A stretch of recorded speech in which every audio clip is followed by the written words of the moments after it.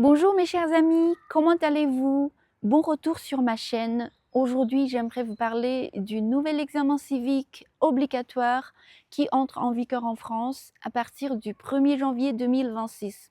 Cette réforme concerne les demandes de carte de séjour pluriannuelle, carte de résident 10 ans et naturalisation.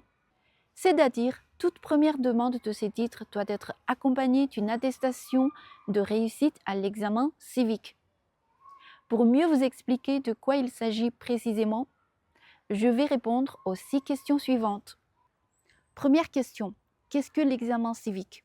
C'est un test numérique de 45 minutes composé de 40 questions qui couvrent valeurs fondamentales de la République, droits et devoirs, fonctionnement des institutions et vie citoyenne en France. Pour réussir, il faut avoir au moins 32 bonnes réponses sur 40. Cet examen est mis en place par le ministère de l'Intérieur avec l'OFII et les préfectures chargées de son organisation et de la gestion des résultats. Il a pour objectif d'assurer que toute personne qui s'installe durablement en France connaisse bien les droits, devoirs et valeurs fondamentales de la République et de garantir une intégration plus effective et uniforme sur le territoire français. Deuxième question, qu'est-ce qui a vraiment changé par rapport à avant 2026? Avant 2026, le processus d'intégration se basait sur une obligation de moyens plutôt que de résultats. Participation à des formations civiques, entretien avec l'OFII, et il n'existait pas un examen national uniforme standardisé avant de déposer votre demande. À partir du 1er janvier 2026, la grande nouveauté est l'obligation de résultats. Vous devez réussir l'examen civique avant de déposer votre demande. Sans cette attestation, votre dossier ne sera pas traité. Troisième question. En ce qui concerne le niveau de français, est-ce qu'il y a aussi de nouvelles exigences? Oui, avant 2026, la carte de séjour pluriannuelle exigeait A2, la carte de résident 10 ans et la naturalisation exigeait B1 oral. À partir du 1er janvier 2026, pour la carte de séjour pluriannuelle, le A2 reste inchangé. Pour la carte de résident 10 ans, le B1 doit désormais être certifié officiellement selon le CECRL et ne peut plus reposer uniquement sur une appréciation orale. Pour la naturalisation, le niveau minimum passe de B1 à B2, ce qui constitue le principal durcissement. Quatrième question, combien coûte l'examen civique? Cet examen n'est pas gratuit. Les frais varient généralement entre 60 € et 100 € selon le centre où se déroule l'examen. En cas d'échec, il est nécessaire de se réinscrire et de payer à nouveau pour pouvoir le repasser. On peut le repasser autant de fois que nécessaire pour le réussir. Cinquième question. Est-ce qu'il y a des exemptions?